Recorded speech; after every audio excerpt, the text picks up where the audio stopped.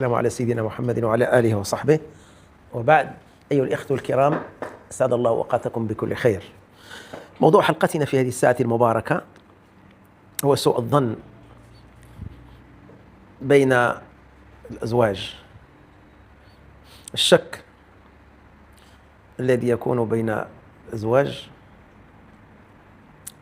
والشك في العلاقة الزوجية اللي بناها الله تبارك وتعالى، بنيت على الخير والصدق والأمانة.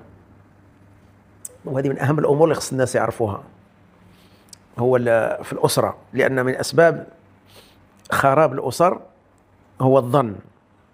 ورب العالمين يقول: اجتنبوا كثيرا من الظن. ما قالش لا تظنون، لأن ملي كنجيو لمسألة الشك والظن هي من الكبائر صعيبة بزاف. ملي جا الله تعالى الأمور كاع اللي صعيبة كيعبر عليها بالاجتناب: فاجتنبوا الرجس من الأوثان واجتنبوا قول الزور. وقال سبحانه: إنما الخمر والميسر والأنصاب والأزلام والازلام فاجتنبوه لعلكم تفلحون.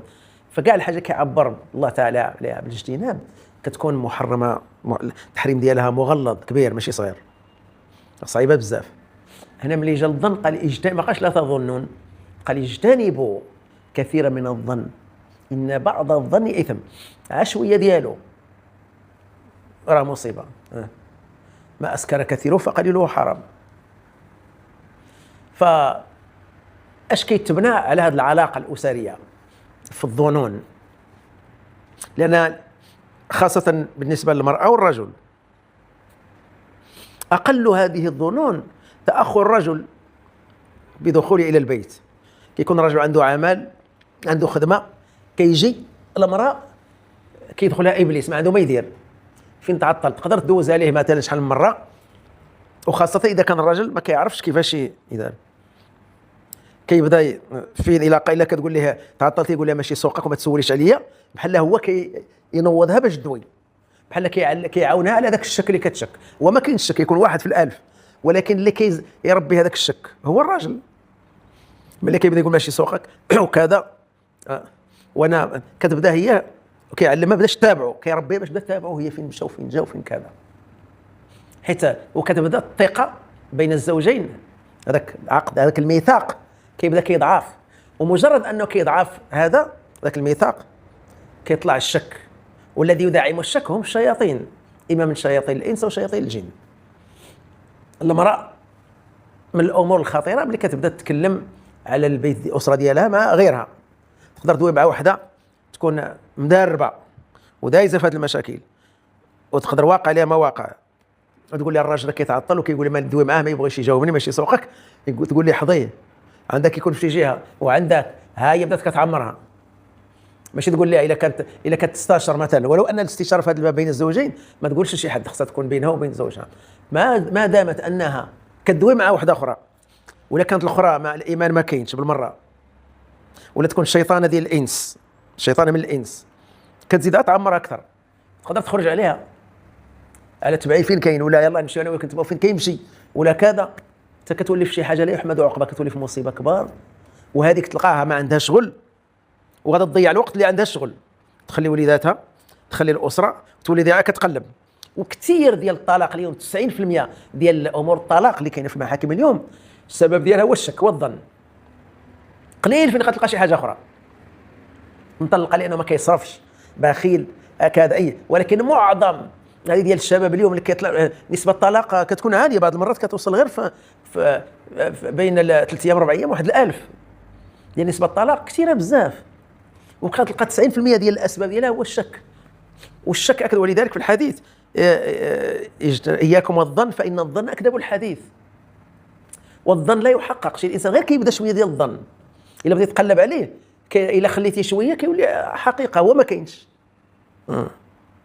فالظن ما عمرك تحققه، حيت سيدي ربي ملي جا الامور الظن سد عليه واحد الباب كبير، لدرجه انك كتلقى لدرجه تشوف كاع الله تعالى دار 4 الشهود ويكونوا ثقات الا شافوا جوج ملاقين، مراه وراجل في شي جهه، وحتى وان وقعوا كيوقعوا في الفاحشه، الا كانوا 4 تيكونوا ثقات. الا شاف واحد وجوج وثلاثه ما يقدرش يقول خصو يجيب واحد ثقه، يشوف عاد ممكن ان ياتوا باربعه شهداء ويكونوا ثقات. اما علاش هادشي كله سيدي ربي؟ باش ما تفشاش الظن يولي في كل شيء. حيت الا غير واحد، اي واحد يبغى يفتري على واحد يقول كذا كذا ويبدا يجبد. فاذا لان الظن من اخطر الامور اللي كيدخل النار. والظن اصلا الذي مريض بالشك كيكون مريض القلب. كاع اللي عنده الشك بزاف هذا داء من امراض القلب الخطيره، من داء الشبهه كيتسمى، ماشي الشهوه، داء الشبهه. واثم الشبهه هو مرض القلوب، وهذا صعيب بزاف.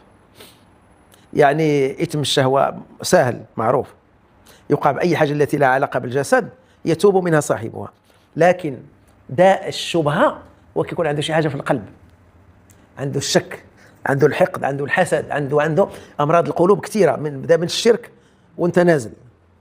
ان الشرك لظلم عظيم وبدا، ومنها الظن. وسيدي ربي علاش جاء للظن وما قالش لا تظنون؟ قال اجتنبوا كثير من الظن لانه صعيب، وهو الذي يخرب الاسر التي بنيت على الميثاق الصحيح.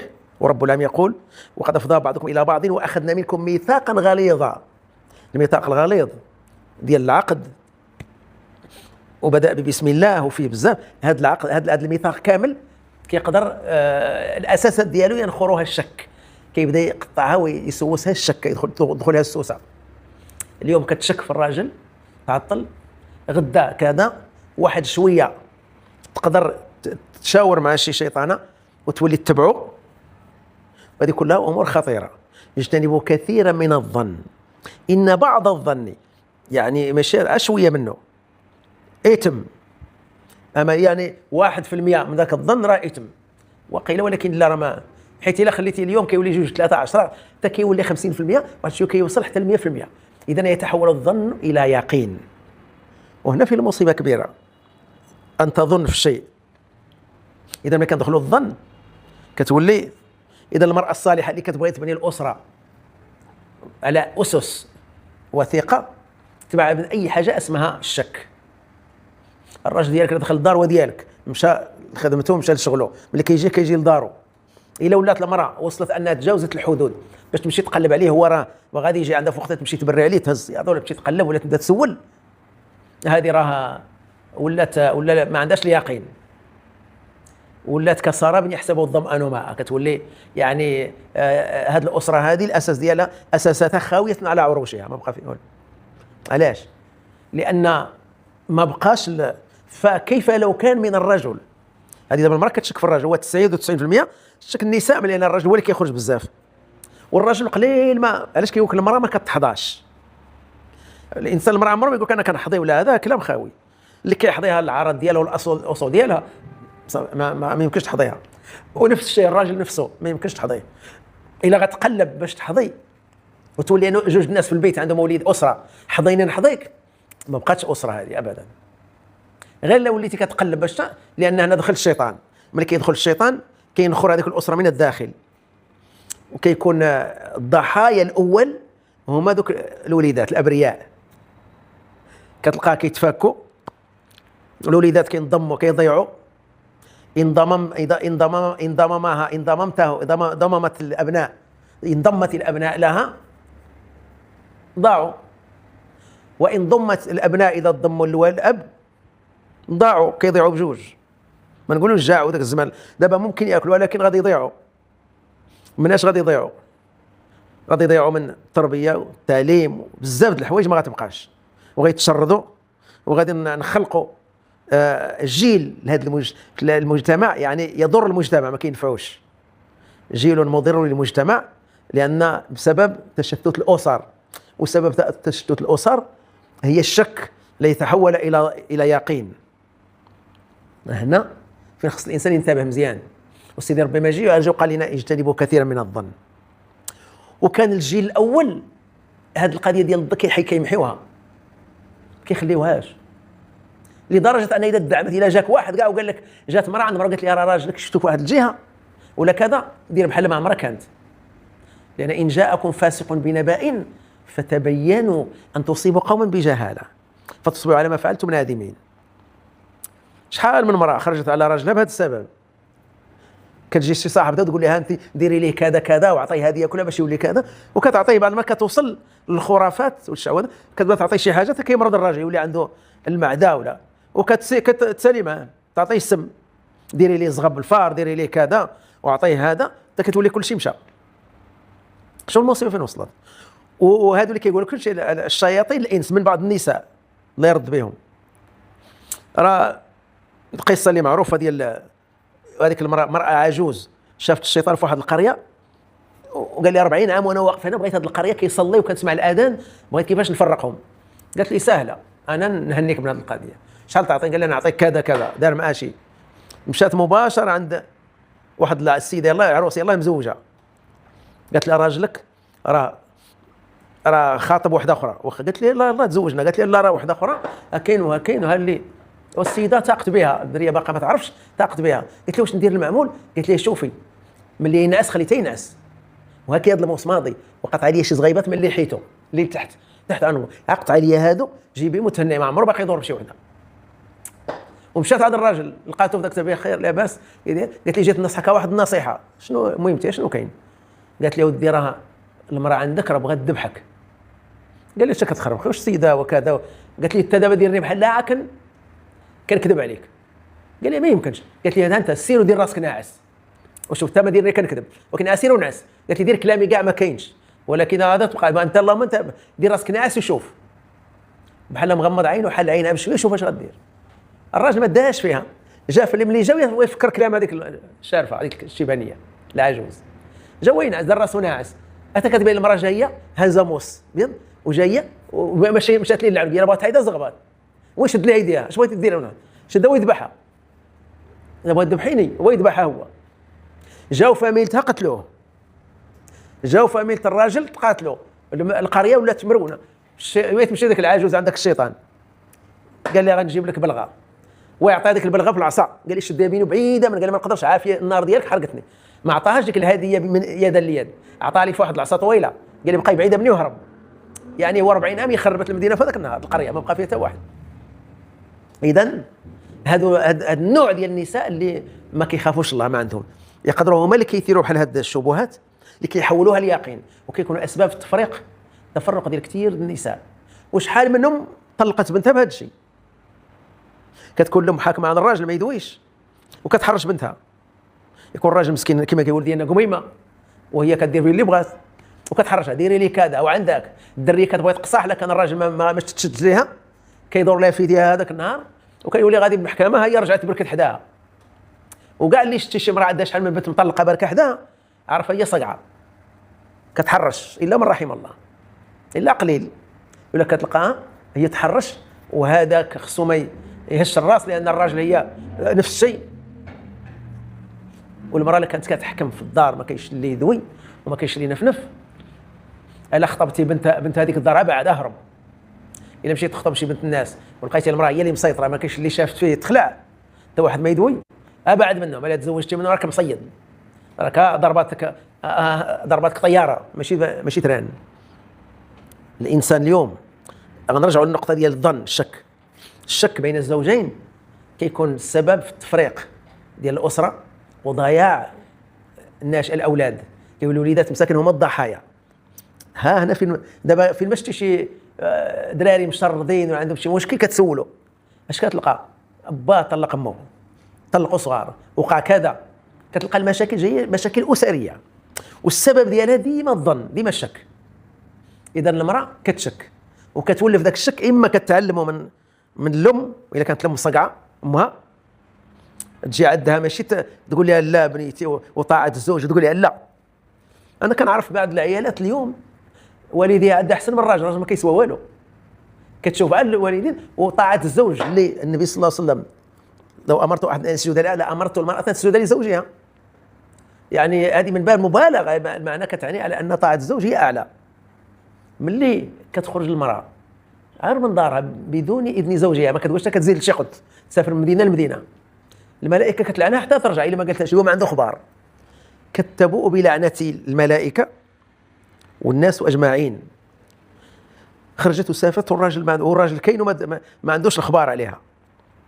كتاخذ اللعنه الكامله، كتقول هي ملعونه، وتصحاب الاخرى تكون تصلي وتصوم وكذا، هي راه ملعونه حيت ما خصها تعيط. وإلا أذن ليها، إذا ما أذنش ليها راه واش أكثر من أن المرأة اللي باها مرض وجاو عندها وراجلها غايب، سيري شوفي با قالت لي من لا حتى يأتي زوجي، والراجل قال لي أبوك يحتضر، راه كيحتضر، قالت لي من لا حتى يجي زوجي، باك مات، قالت لي من لا حتى يجي الراجل ما نخرجش. فلما جاء ودفن وجنازة كل شيء هادشي ما، فلما جاء زوجها من سفره فأخبرته الخبر، قال أما كان منك أن علاش ما مشيتيش؟ قالت لي لا ما نقدرش. فالرجل خاف على مرته من العقوق ديال زوج باها، فذهب الى رسول الله صلى الله عليه وسلم فاخبره بالامر، قال لي راه الزوجه ديالي مات باها مرض ومات وهي قريب ما قدرش تمشي عنده. فقال له النبي صلى الله عليه وسلم اخبر هذه المراه بان الله قد غفر لابيها بسبب طاعتها لزوجها. الله غفر لباها ما تقدم من ذنبه وما تاخر بسبب طاعتها لزوجها. شوف الدرجه ديال اليوم هذو ما عندهم لا دين لا مذهب، كتلقاها هزه الا عندها شي خرشاشه هزه وديعه، فين ما قالوا يلا يلا فين ما زادت وعند راسها وتقدر تصوم الاثنين والخميس وثلاث ايام كل شيء كديروا، ولكن وقدمنا الى ما عملوا من عمل فجعلناه هباء منثورا. ما عندهاش وتقول شظيه ما عندها حتى حاجه، تكون الله السخط ديال الله نازل عليها وهي كتسحب راسها. وهذو اللي قال فيهم الله تعالى قل هل ننبئكم بالاخسرين اعمالا الذين ضل سعيهم في الحياه الدنيا وهم يحسبون انهم يحسنون صنعا. يعني كيسحبوا راسهم راهم ما كيديروا في شي حاجه. هذا يوم القيامه لا نقيم لهم من القيامه وزنا، يدخلوا جهنم بلا حساب، حيت كاين شي طاعات واجبه من اوجب الواجبات وكيلوحوا يعفطوا عليها وكيسحبوا راسهم. شوف المصيبه فين. اذا كنبداو، وهذو كيكون عندهم مرض القلوب، كاع اللي عنده المرض ديال القلب هذا ما كيداواش الا اذا ادرك الله تبارك وتعالى هذا الامر بامره. اذا ما جاش امر الله كيبقى مرض القلب اللي هو الشك من اخطر الامور. ملي كتبدا المراه الا بغات تهنى المراه وتبعد من اي حاجه، اول حاجه ديرها تحيد اي حاجه فيها الشك، لا تحقق. وإذا حتى ابن الونان ملي تكلم ديك القصيده ديال الشمقمقيه في واحد البيت قال في صدق قال والظن لا تحققي، الظن ما عمرك تحققه. يعني ديما لا ظنيتي في شي حاجه حاول تحيدها بزربه. يجيك شي يقول كذا يقول لا من تقدر تكون، قولي لا اعوذ بالله من الشيطان الرجيم ما نظنش في الناس، باش حيت انت الظن غير كتبدا به كيبدا يتحول ليقين. بحال هذاك اللي بغى يطلب واحد المصلوح من صاحبه من جاره الفوق، غادي طالع بغى يدق على صاحبه يقول يعطيني واحد المصلوح باش نصلح شي حويجات، هو عارف ما عندوش ولكن صاحبه عنده مع جاره، غادي كيطلع وكيقول له ضرب كيقول لي ما كاينش، بحال والو يقول لي محروم، بحال والو يقول لي عطيت ما خارج، توصل عنده هو غادي وكيقول واحد الشيء. هذاك الظن اللي ظنه ملي وصل دق عليه تحول الى يقين، ملي دق عليه خرج الاخر خير لاباس قال لي بلاش منه كاع ما ندير به، قال لي شنو اذا هو ولا عنده يقين انه ما غاديش يعطيه راه غيكذب عليه. هو بالاول شك قال دوك يقول لي راه تحرق، دوك يقول لي كذا، اذا غادي حتى تحقق الظن، ما يتحقق ولات مصيبه. ولذلك الله تعالى لما ذكر الظن في القرآن عبر عليه بالاجتناب، قال يا الذين اجتنبوا كثيرا من الظن إن بعض الظن إثم ولا تجسسوا. ها الأخرى دابا كاين اللي كيظن والظن كيحولوا لاش تجسس، كيظن واش يقول عندك يكون بصح وكيولي يقلب، يريد أن يؤكد ظنه القلبي بحركة فعلية هي التجسس. كيبدا يتجسس إما بالتليفون يبدا يسول، ولا يمشي هو على وعده سعدو ثم غادي يقلب، المرة تولي على وعده تمشي تقلب فين مشى واش كاين هنا، شوف المصيبة فين وصلت. ولا تجسسوا ولا تحسس، حتى التحسس تجسس معروف هو تجسس تكون بالمرصاد لشي حد تبغي تضره، والتحسس تبغي تعرف الأخبار، كما قال يعقوب عليه السلام لبنيه يا بني اذهبوا فتحسسوا من يوسف واخيه، يعني تما غادي وغير تحسس شوف فين كاين، غير الشمشمو كما كيقولوا ديالنا شموا الاخبار بلا ما وهذه وان كان فيها خير، لكن بالنسبه للرجل المراه اذا تجسست مصيبه، اذا تحسست مصيبه، واذا تجسست مصيبتين تكون مصيبتين اكثر كاع، لان التحسس كيبغي يجيب الاخبار عادي. تقول الشيطان كيجي يقول لها هو من حقك تعرفي الراجل فين كيمشي وتعرفي فين كيخرج وفين كيمشي، وانت عندك دارك جلسي فيها، بغيت تخرجي بالاذن ديالو كان مسامح لك خرجي قضي غرضك وجي ايه، ولكن باش توصلي انك مشيت تقلبي عليه وتهزيت فين مشى وفين دخل، هذه من اسباب خراب البيوت. والمراه ملي كتمرض بهذه الحاله واخا تطلق وتاخذ واحد اخر يبقى فيه نفس المرض، كيبقى فيه نفس الشيء ونفس المرض، وتلقاها فايته مطلقه من واحد وجات عند هذا وعندها نفس المرض، وتلقى الراجل الاخر علاش هرب؟ لان كان دير ليه بحال هكا، هرب وخلاه كل شيء، وتجي عند الاخر تحس ما هكاك ما ديهاش فيها تحس وتزيد. اذا ولا واخد وحده كدير العدو الريف يجري ما بقاش ولا هي خصها تجري وتابعها. اذا اللي بغى يرتاح في هذه الحياه يعطل مساله اسمها الظن، لان النبي صلى الله عليه وسلم بعد الايه الكريمه قال اياكم والظن، كيخرب الاسر ويشتت الاصدقاء، والظن يفرق بين المرء وزوجه، الظن فيه، والشيطان كيجي حتى لنا ويعطيك هذا الظن ويمشي في حاله ما يديرش شي حاجه اخرى، يقول لك كره هنا وعندك كره تعطي بدا، هو كيعطيك فتاوى من عنده. والشيطان الانس كيكون اكثر، وخاصه ملي كتكون من المراه كتجي وتبدا تقول لها كاين كذا وعندك كيكون وعندك، وكتفرق الاسره، وكيولي كل شيء ذاك الزواج اللي كان مبني على الاصل ومبني على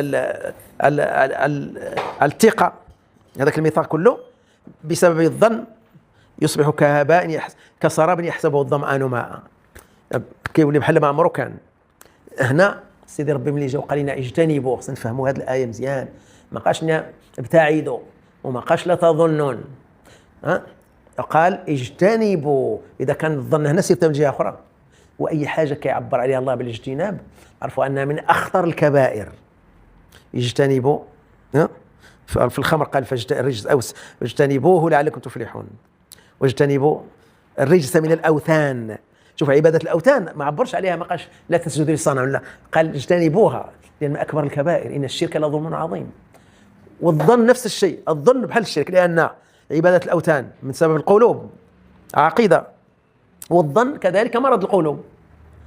ملي كيولي القلب مريض في هذه الحاله كيولي كيشك، وقيل هكا هذا قلبه مريض ما ذاكرش عليه، كيولي ديما شاك، واللي شك يحقد، كيولي عنده الحقد.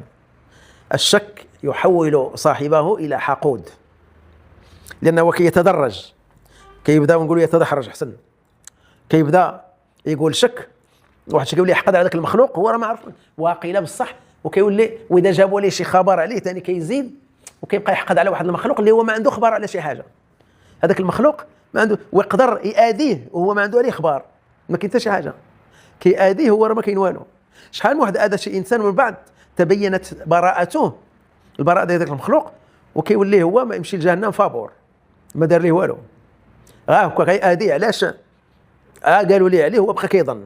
شحال من مرة كما قلنا قبل قتلت راجلها بالتوكال اللي كيقولوا السموم، على اللي جدوك اللي كيوسوسوا كيجيو ولا عطيه هذه حطي لي في كذا، ولا هذا، ولا امها كتعطيها، الام تقول لها ديري ليه كذا وعندها كذا، حتى كيولي كتلقى امها كتجي عندها ما كتجيش عندها لله، تجي باش تشوف الراجل اش دير ليه، اما تهز ليه الصباط تحيدي داك الاثار ديالو وتمسحو وديه بس زعما كذا، اما تجيب لها تقول لي دير لي هذه ولا دير لي، وكتبقى حتى كتخرج عليها حتى كتخليها مطلقه. ملي كتفكها وتشتي ديك الاسره عاد كترتاح، تبرك واحده الاخرى هي اللي عندها وتزيد. هنا فين كاين المصائب اللي خص الانسان يعطيها اتساع. اذا القران الكريم اللي جاء اعطانا واحد، دارني واحد الحاجز عبر عليه بالاجتناب، يا ايها الذين امنوا اجتنبوا كثيرا من الظن ان بعض الظن اثم ولا تجسسوا، لان الذي يدفعك الى التجسس هو الظن. كتشك وتقلب عندك يزم هنا واقيل هنا واقيل، ولا يغتب بعضكم بعضا، ها الغيبه ها هو غادي يعني يتدرج في الاجرام. الغيبه انت كتاخذ السيئه ديالو تهدي الحسنات. ولا يغتب بعضكم بعضا ايحب احدكم ان ياكل لحم اخيه ميتا فكرهتموه.